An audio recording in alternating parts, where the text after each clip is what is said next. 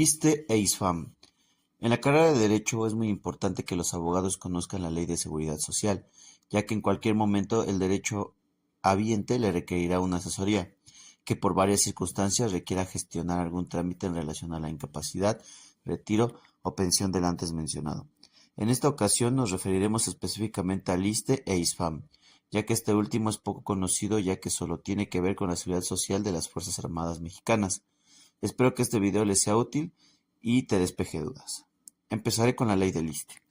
La seguridad social de los trabajadores comprende el régimen obligatorio y el régimen voluntario de acuerdo con el artículo segundo. Se establece con carácter obligatorio los siguientes seguros. De salud, que comprende atención médica preventiva, atención médica curativa y de maternidad, rehabilitación física y mental, de riesgos del trabajo, de retiro, cesantía en edad avanzada y vejez y de invalidez y vida según el artículo tercero. De riesgos de trabajo. En el artículo 55 se establece el seguro de riesgos del trabajo en favor de los trabajadores y como consecuencia de ello, el Instituto se subrogará en la medida y términos de esta ley, en las obligaciones de las dependencias o entidades, derivadas de la Ley Federal de los Trabajadores al Servicio del Estado, reglamentaria del apartado B del artículo 123 constitucional y de la Ley Federal del Trabajo, por cuanto a los mismos riesgos se refiere. Sin embargo, para los efectos de esta ley, el artículo 56 nos indica que serán refutados como riesgos de trabajo los accidentes y enfermedades a que están expuestos los trabajadores en el ejercicio o con motivo de trabajo. Se considerarán accidentes del trabajo toda lesión orgánica o perturbación funcional inmediata o posterior, la muerte o la desaparición derivada de un acto delincuencial producida repentinamente en el ejercicio o con motivo del trabajo, cualesquiera que sean el lugar o el tiempo en que se preste, así como aquellos que ocurran al trabajador al trasladarse directamente de su domicilio o de la estancia de bienestar infantil de sus hijos al lugar en que desempeñe su trabajo o viceversa. Asimismo, se consideran riesgos de trabajo las enfermedades señaladas por las leyes del trabajo. Los riesgos de trabajo pueden producir incapacidad temporal, que es la pérdida de facultades o aptitudes que imposibilita parcial o totalmente a una persona para desempeñar su trabajo por algún tiempo, incapacidad parcial, que es la disminución de las facultades o aptitudes de una persona para trabajar, incapacidad total, que es la pérdida de facultades o aptitudes de una persona que la imposibilita para desempeñar cualquier trabajo por el resto de la vida. Este tipo de incapacidades provocan las prestaciones en dinero y en especie, como lo ordena el artículo 57. Las prestaciones en dinero que concede este capítulo serán cubiertas íntegramente con la aportación a cargo de las dependencias y entidades que señala la sección tercera del mismo. Las prestaciones en especie que concede este capítulo serán cubiertas íntegramente por el seguro de salud. En caso de que el trabajador sufra un riesgo de trabajo, tiene derecho a las siguientes prestaciones en especie: diagnóstico, asistencia médica, quirúrgica y farmacéutica, servicio de hospitalización, aparatos de prótesis y ortopedia y rehabilitación. El artículo 61, por otro lado, el artículo 62 nos indica que el trabajador tendrá derecho a las siguientes prestaciones en dinero. Al ser declarada una incapacidad temporal, se otorgará licencia con goce del 100% de sueldo cuando el riesgo del trabajo imposibilita al trabajador para desempeñar sus labores. El pago se hará desde el primer día de incapacidad y será cubierto por las dependencias o entidades hasta que termine la incapacidad, cuando ésta sea temporal, o bien hasta que se declare la incapacidad permanente del trabajo. Y en la que se refiere al retiro, cesantía de edad avanzada y vejez, es derecho de todo trabajador contar con una cuenta individual operada por el pensionista o por una administradora que elija libremente. La cuenta individual se integrará por las subcuentas de retiro, cesantía de edad avanzada y vejez, del Fondo de Vivienda, de ahorro solidario, de aportaciones complementarias de retiro, de aportaciones voluntarias y de ahorro a largo plazo. Y para los efectos de esta ley, el artículo 84 menciona que existen cesantías en edad avanzada cuando el trabajador quede privado de trabajo a partir de los 60 años de edad. Para gozar de las prestaciones de cesantía en edad avanzada, se requiere que el trabajador tenga un mínimo de 25 años de cotización reconocidos por el Instituto. El trabajador cesante que tenga 60 años o más y no reúna los años de cotización señalados en el párrafo precedente, podrá retirar el saldo de su cuenta individual en una sola exhibición o seguir cotizando hasta cubrir los años necesarios para que opere su pensión. Por último, menciona el tema de invalidez y vida. Los riesgos protegidos en el capítulo séptimo de la Ley del Seguro Social son la invalidez y la muerte del trabajador o del pensionado por invalidez en los términos y en las modalidades previstas. La pensión por invalidez se otorgará a los trabajadores que se inhabiliten física o mentalmente por causas ajenas al desempeño de su cargo o empleo. si hubiesen contribuido con sus cuotas al instituto cuando menos durante 5 años. En el caso que el dictamen respectivo determine el 75% o más de invalidez, solo se requerirá que hubiesen contribuido con sus cuotas al instituto cuando menos durante 3 años. El estado de invalidez da derecho al trabajador, en los términos de esta ley, al otorgamiento de pensión temporal o pensión definitiva. La pensión temporal se concederá con carácter provisional por un periodo de adaptación de 2 años, durante los cuales será pagada con cargo a las reservas de seguro por parte del instituto. La pensión definitiva comienza a partir del día siguiente del término de la pensión temporal y estará vigente hasta que el pensionado cumpla 65 años y 25 años de cotización. Los pensionados por invalidez tendrán derecho a una gratificación anual igual al número de días a las concedidas a los trabajadores en activo. La muerte del o la trabajadora por causas ajenas al servicio, cualquiera que sea su edad y siempre que hubiese cotizado al instituto por 3 años o más, dará origen a las pensiones de viudez, concubinato, orfandad o ascendencia en su caso, según lo prevenido en esta ley. Respecto a las pensiones de viudez, estas considerarán tanto a la viuda o al viudo como a quienes hubieran suscrito una unión civil con la o el trabajador. En este caso, las pensiones se otorgarán por la aseguradora que elijan los familiares derechohabientes para la contratación de su seguro de pensión. A tal efecto, se deberá integrar un monto constitutivo en la aseguradora elegida, el cual deberá ser suficiente para cubrir la pensión y las demás prestaciones de carácter económico previstas en este capítulo. Para ello, el instituto cubrirá el monto constitutivo con cargo al cual se pagará la pensión y las demás prestaciones de carácter económico previstas en este capítulo por la aseguradora.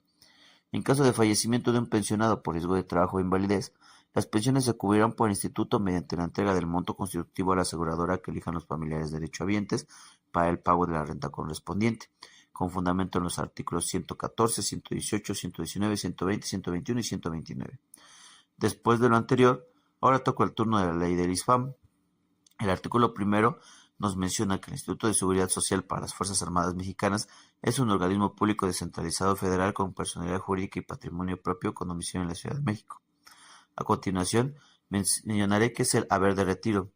Es la prestación económica vitalicia a que tienen derecho los militares retirados en los casos y condiciones que fijan esta ley. Una vez integrado el haber de retiro en los términos del artículo 31 de la presente ley, será considerado como un solo concepto para todos los efectos legales. De la misma manera, el artículo 23 menciona que el haber de retiro integrado, como se establece en el artículo 31, y la compensación, así como la pensión, se cubrirán con cargo al erario federal.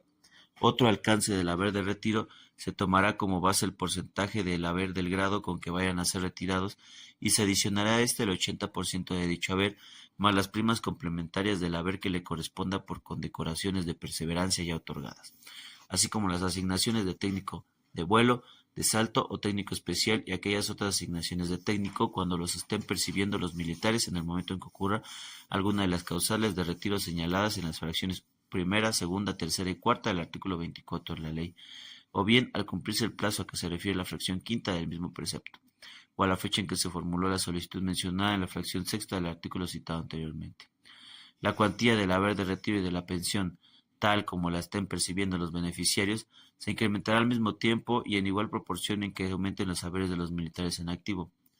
Y en lo que refiere a las pensiones por fallecimiento, la ley nos dice que es una prestación económica vitalicia a que tienen derecho los familiares de los militares en los casos y condiciones que fije esta ley. Por otra parte, la pensión por el fallecimiento del militar en situación de retiro con haber de retiro se integrará con el porcentaje del haber del grado que se reconoció al militar para efectos de retiro, más el 80% de dicho haber y las primas de perseverancia y asignaciones que se le hubieran reconocido en su haber de retiro. El artículo 31, fracción quinta. Asimismo, los familiares del militar muerto en el activo en actos del servicio o como consecuencia de ellos tienen derecho a una pensión equivalente al 100% del haber del grado que le hubiera correspondido para efectos de retiro y el 100% del sobrehaber, de las primas complementarias por condecoración de perseverancia y de las asignaciones de técnico que estuviesen percibiendo el militar al ocurrir el fallecimiento. En caso de que haya fallecido fuera de actos de servicio, los familiares tendrán derecho a una pensión o compensación integrada como lo señala el artículo 35 de esta ley. Lo dicho anteriormente lo fundamenta el artículo 40. En referencia a las compensaciones, es la prestación económica a que tienen derecho los militares y sus familiares a una sola exhibición en los términos y condiciones que fije la ley. Tienen derecho a compensación los militares que tienen 5 o más años de servicio sin llegar a 20, que se encuentren comprendidos en los siguientes casos. haber llegado a la edad límite que fija el artículo 25 de esta ley, haberse incapacitado en actos fuera de servicio, estar en el caso previsto por la fracción quinta del artículo 24 de la misma ley, haber causado baja en el activo y alta en la reserva los soldados, marineros y cabos que no hayan sido reenganchados y el personal de la milicia auxiliar que haya sido separado del activo por órdenes expresas de la Secretaría de Origen por no ser necesarios sus servicios o al término de su contrato de conformidad con el artículo 36. Viudez y orfandad. El artículo 38 se consideran familiares de los militares para los efectos de pensión y o compensación. La viuda o el viudo, solos o en concurrencia con los hijos, o estos solos si son menores de edad, si son mayores de edad que no hayan contraído matrimonio o establecido una relación de concubinato, se comprueban cada año mediante la presentación del certificado de estudios correspondiente, que se encuentre estudiando en instituciones oficiales o con reconocimiento de validez oficial de nivel medio superior o superior, con límite hasta de 25 años, siempre que acrediten mediante información testimonial que dependían económicamente del militar. Para hablar del seguro de vida militar, el artículo 62 de esta ley nos dice claramente que tienen derecho a este seguro el personal militar en activo y el que se encuentre en situación de retiro con derecho a percibir haberes de retiro, los cadetes y alumnos de los planteles militares que no reciban haberes, los soldados del Servicio Militar Nacional Obligatorio que se encuentren bajo bandera encuadrados en las unidades del Servicio Militar Nacional, del Ejército, Fuerza Aérea y Armada de México, el personal de los cuerpos de defensa rurales que fallezcan en actos del servicio o a consecuencia de ellos, y los militares procesados y sentenciados que no hayan perdido su personalidad militar. Cabe mencionar que los militares también tienen derecho al programa de becas, como lo marca el artículo 138 bis, y que se refiere así, el instituto estará facultado para otorgar a los hijos de los militares en el activo becas educativas conforme a lo siguiente. Becas de manutención. Tienen por objeto la asignación de una cuota mensual para los hijos de los militares en el activo que se encuentren cursando estudios a nivel medio superior y superior en escuelas del país con registro de la Secretaría de Educación Pública. Beca escolar. Tiene por objeto cubrir los gastos inherentes a la educación para los hijos de los militares en el activo y que se encuentren cursando estudios a nivel medio superior o superior en escuelas del país con registro de la Secretaría de Educación Pública. Beca especial, destinada para los hijos que padezcan un grado de discapacidad física o mental, transitoria o permanente del personal militar en el activo. Tiene por objeto cubrir el 100% del costo de la inscripción, colegiatura y demás gastos obligatorios inherentes de una institución de educación inclusiva o de preferencia en algún plantel del sistema educativo nacional en todos sus niveles. Estas becas también serán otorgadas a los hijos de los militares que hayan fallecido, desaparecido o se hayan incapacitado en primera o segunda categoría con motivo de actos del servicio o a consecuencia de los mismos. Por último, toda la información narrada en este video ha sido recabada basada en la ley del ISSSTE y la ley del ISFAM para consulta académica.